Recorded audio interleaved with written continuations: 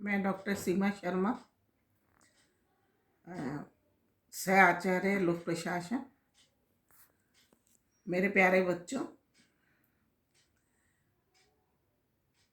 ये आपका BA part 3 का सेकंड पेपर है।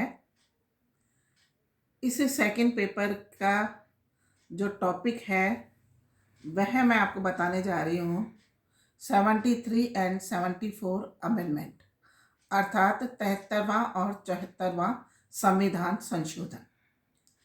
73वां और 74वां संविधान संशोधन के बारे में जानने से पहले आप लोगों को डेमोक्रेटिक डिसेंट्रलाइजेशन के बारे में जानना जरूरी है। डेमोक्रेटिक डिसेंट्रलाइजेशन का हिंदी अर्थ होता है लोकतांत्रिक विकेंद्रीकरण।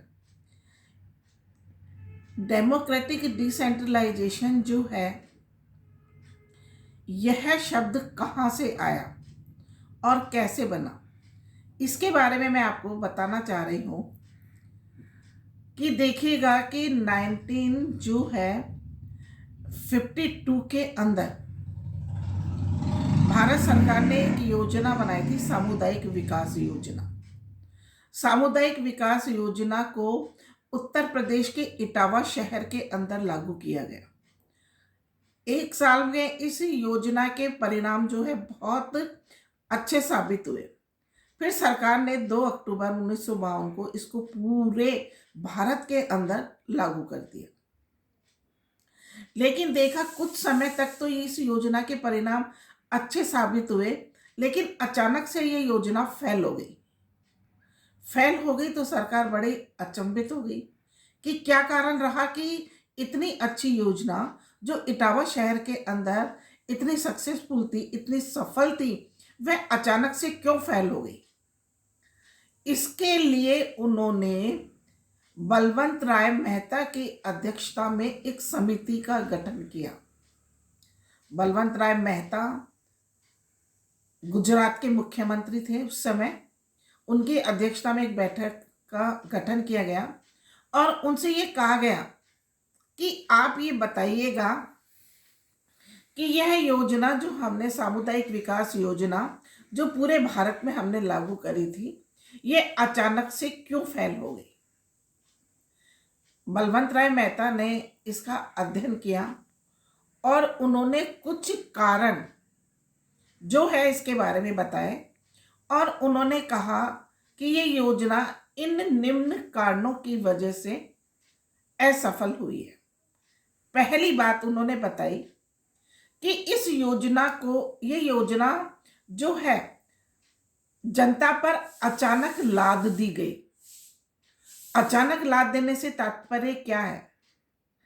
इस योजना को आपने पहले एक छोटे शहर इटावा में लागू किया था, वहां उसके परिणाम अच्छे आने पर आपने इसको शहर दर शहर, छोटे छोटे स्टेट आदि में लागू ना करके एक साथ पूरे भारत में लागू कर दिया। दूसरा कारण, आपने जनता को इस योजना के लाभ हानि आदि के बारे में नहीं बताया। सामुदायिक विकास योजना जो कि बहुत बड़ी योजना थी, जिसमें कृषि, शिक्षा, उद्योग, सामाजिक, सांस्कृतिक आदि सभी क्षेत्र सम्मिलित थे, उसके बारे में आपने जनता को इसके लाभ आने से अवगत नहीं कराया। तीसरी बात उन्होंने जो बताई कि इस योजना के बारे में अफवाहों का बाजार गर्म रहा। अफवाहों के बाजार से तात्पर्य क्या है? जैसे कि यूरिया खाद का खेतों में प्रयोग किया जाना था। लोगों ने किसानों को यह समझा दिया कि अगर आपने अपने खेत के अंदर यूरिया डाला तो एक साल तो बहुत अच्छी फसल मिलेगी, लेकिन दूसरे साल से हमेशा के लिए आपकी जमीन बंजर हो जाएगी, जिससे किसान डर गया अपनी जमीन को खोने से और उसने यूरिया खाद का प्रयोग बंद कर दिया।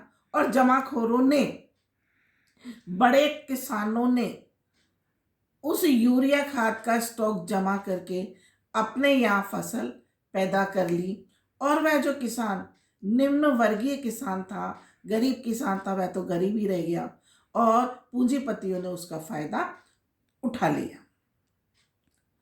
अब सरकार ने उनसे क्वेश्चन किया कि इसके बारे में क्या किया जाना चाहिए।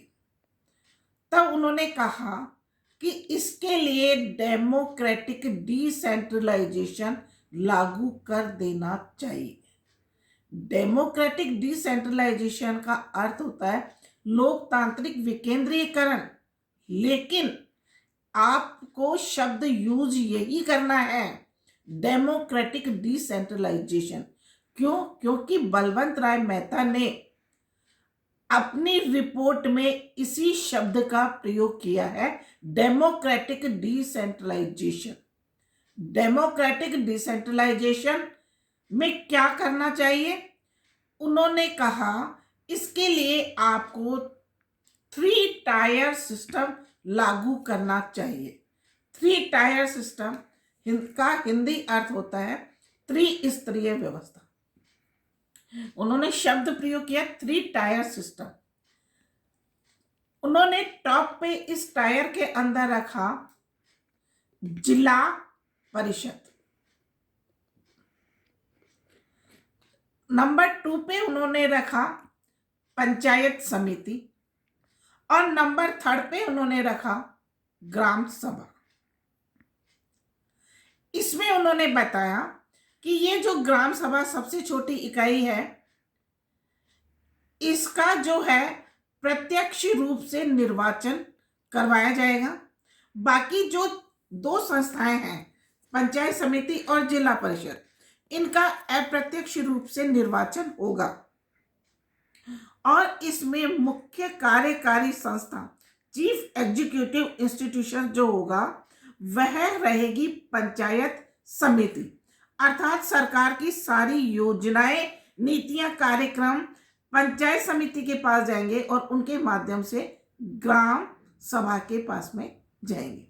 ग्राम सभा के अंदर एक सरपंच और वार्ड पंच होगा। उस सरपंच और वार्ड पंच का प्रत्यक्ष रूप से निर्वाचन जनता के द्वारा कराया जाएगा और एक पंचायत समिति के अधीन जितनी ग्राम सभाएं, ग्राम पंचायत है, उन सब के सरपंच जो हैं वह स्वतः ही पंचायत समिति के सदस्य होंगे और वह अपने में से एक प्रधान का निर्वाचन करेंगे। फिर एक जिला परिषद के अधीन जितनी पंचायत समितियां हैं, उनके प्रधान जो हैं वह जिला परिषद के सदस्य होंगे और वह अपने में से एक जिला प्रमुख का निर्वाचन करेंगे। ये संस्था जो है, उन्होंने ये सरकार को उन्होंने अपनी रिपोर्ट सौंप दी। 1958 के अंदर राष्ट्रीय विकास परिषद ने इसे अपनी स्वीकृति प्रदान कर दी। उसके बाद में ये जो संस्था है 2 अक्टूबर 1959 को राजस्थान के नागौर जिले के अंदर पंडित नेहरू ने दीप प्रज्वलित करके इस डेमोक्रेटिक डिसेंट्रलाइजेशन का सबसे पहले उद्घाटन किया। राजस्थान ऐसा राज्य है जिसने सबसे पहले डेमोक्रेटिक डिसेंट्रलाइजेशन को अपनाया। पंडित नेहरू ने दीप प्रज्वलित करके जब इसका उद्घाटन कर रहे थे तो उन्होंने कहा कि डेमोक्रेटिक डिसेंट्रलाइजेशन अंग्रेजी शब्द होना चाहिए, अंग्रेजी शब्द है, इसका कोई अच्छा सा हिंदी अर्थ होना चाहिए। उपस्थित जनसमूह में से किसी ने कहा पंचायती राज ठीक रहेगा। चूंकि पंचायती राज टाइटल एकदम उपयुक्त था, तब से 3 टायर सिस्टम को पंचायती राज व्यवस्था के नाम से जाना जाने लगा। अब आपको मैं एक बात और बता के अपनी बात को समाप्त करती हूँ कि राजस्थान के अंदर ही सबसे पहले इस संस्था का उद्घाटन क्यों किया गया, डेमोक्रेटिक डिसेंट्रलाइजेशन का। इसका कारण था बलवंत राय मेहता जो गुजरात के मुख्यमंत्री थे, उनके भाई उस समय राजस्थान के मुख्य सचिव थे। अतः उन्होंने सबसे पहले इस डेमोक्रेटिक डिसेंट्रलाइजेशन व्यवस्था को राजस्थान के अंदर लागू किया। उसके बाद में यह देश के अन्य हिस्सों में धीरे धीरे डेमोक्रेटिक डिसेंट्रलाइजेशन अर्थात पंचायती राज व्यवस्था फैलने लगी।